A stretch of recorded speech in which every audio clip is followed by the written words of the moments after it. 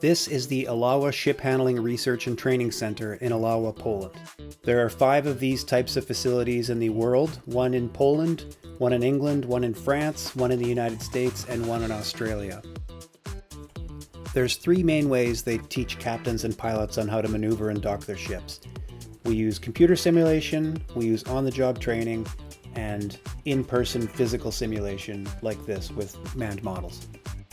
There's 3 main advantages to training like this. The first one is accuracy. Because these are scale models of real ships and they're actually in the water, they're interacting in real time with the bottom contour, with berths, with other vessels, with ground tackle. It's exceptionally accurate, more so than a computer simulation would be. The second advantage is time compression. These models are obviously built to scale, and without explaining and, to be honest, understanding the math behind it, when we operate scale models like this that are built on this 25 or 24 to 1 scale, it results in a 5 to 1 time compression, meaning a maneuver that takes you 1 hour in real life takes you 12 minutes on the manned models here. The third advantage is there's no stakes here. So I'm intentionally went through my footage. I found most of the crashes that I could, most of the mistakes, most of the goofs, and I'm going to show you those because they're just more entertaining than a really smooth docking. While we're showing you the tour of the lake here, I'll tell you a little bit about some of these models. This one here is a passenger car ferry. It simulates a ship that has a length overall of 175 meters and a displacement of 21,000 tons. The real life model is actually 11 meters overall and weighs almost 5 tons in real life. This vessel is called the Blue Lady. It simulates a VLCC, or a very large crude carrier. The vessel it is scaled on is 330 meters in length and weighs 323,000 tons. The actual physical model is 13.8 meters long and weighs 22.8 real tons.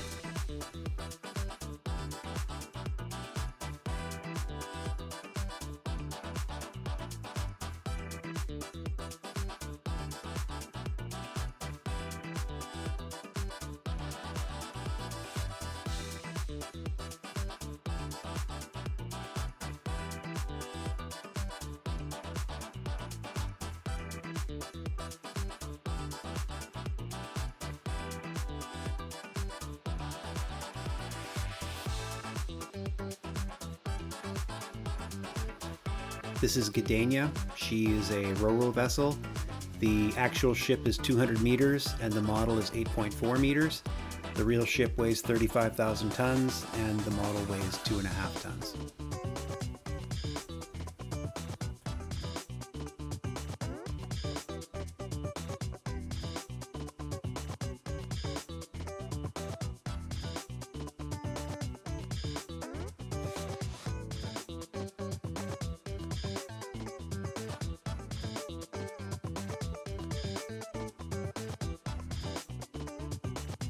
This model simulates a loaded Panamax.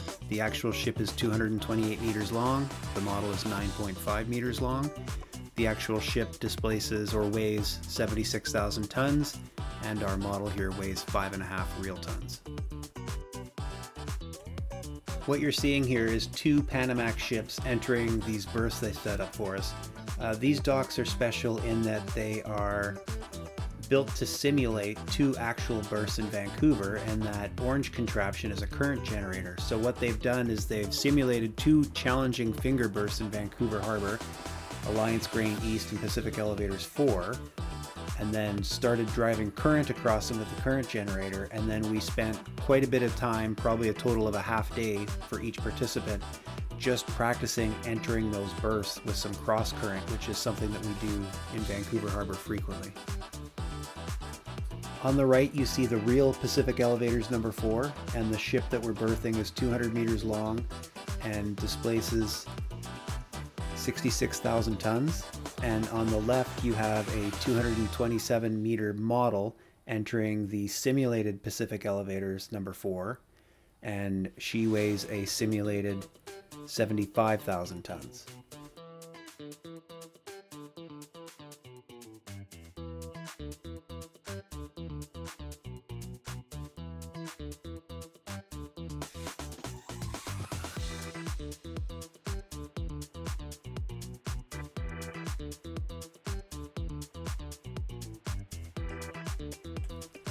We did a lot of exercises in this long, narrow canal. The canal is both shallow and fairly narrow. So we did a lot of exercises with overtaking and with meeting so that we could practice, and I'll show you in a later clip here what they call Texas chicken, but also so you can experience the actual vessel interaction. So as we were overtaking this vessel to starboard, our bow starts pushing his stern over, he counteracts with rudder and overdid it a little bit and ends up bumping the side of the canal, which we did quite a bit.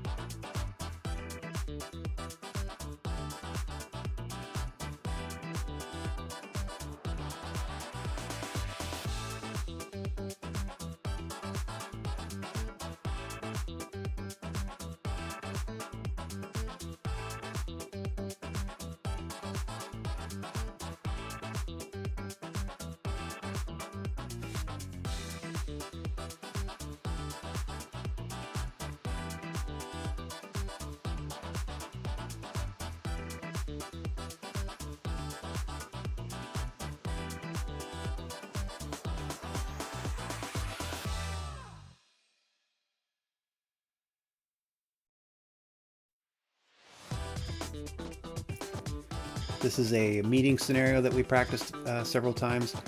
Here you've got two ships that are meeting each other in a narrow canal, so they're both going to alter to starboard a little bit, and then they're going to use their respective bow cushions to push the bows away while they alter course towards each other. And then as their sterns interact, you're going to see the sterns will start to suck into each other, and then you have to apply the counter rudder to keep yourself straightened in the canal. You can see I overdid it with a counter rudder, and I took my audio out because I am swearing quite a bit as I panic trying to keep the ship off the wall. That is one thing about this training. It's very immersive, and it definitely gets your heart rate up the same way that any type of close call would in real life.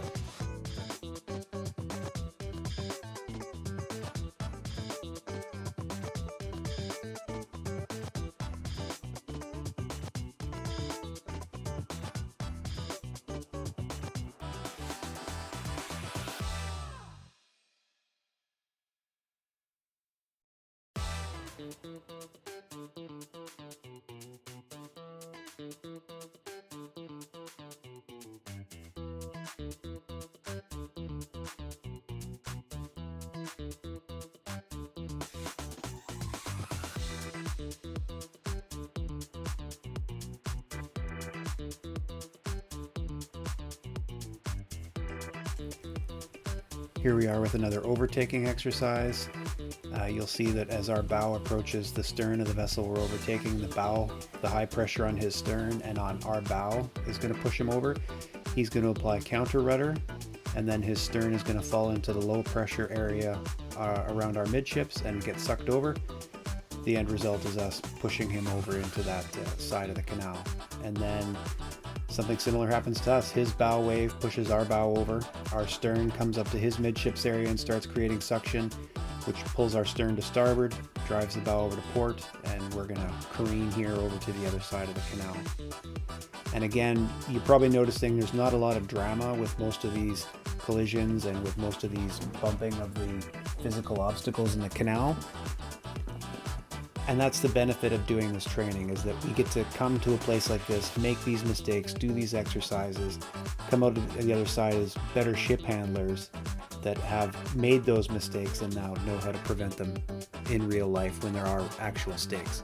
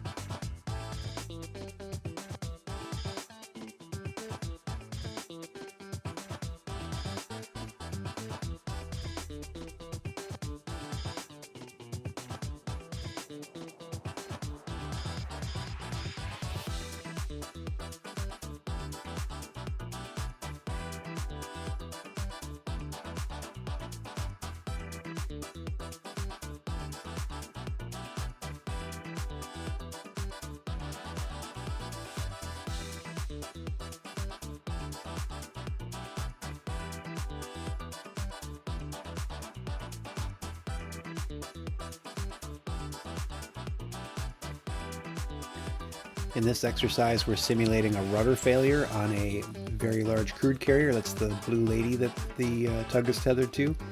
In the background, you can see a large container ship going through one of the locks. Unfortunately for the pilot driving the Blue Lady here, he's got me as his tug operator, and you can see I'm not especially proficient in Z-Drive tug operation.